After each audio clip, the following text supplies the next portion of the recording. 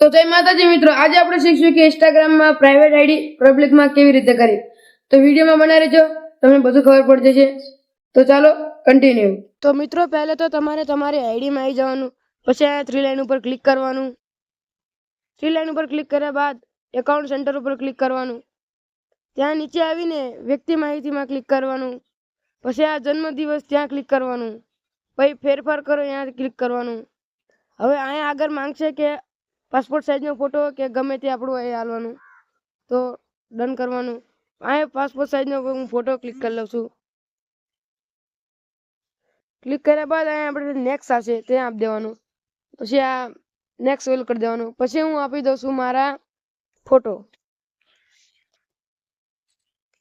તો મિત્રો ફાઇનલી આપણો ફોટો પડી ગયો છે ને સબમિટ કરો અહીંયા હાલ દેવાનું।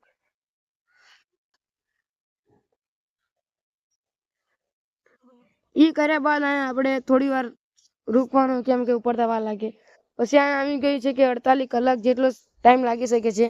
પછી તમારું 48 કલાક જેટલો ટાઈમ લાગી શકે છે અને પછી તમારે જાણ કરશે 5 મિનિટ પહેલા। પછી તમારે પછી તમારે જઈને આઈડી પ્રાઇવેટમાંથી પબ્લિક કરી દેવાની થઈ જશે। ચલો મિલતે।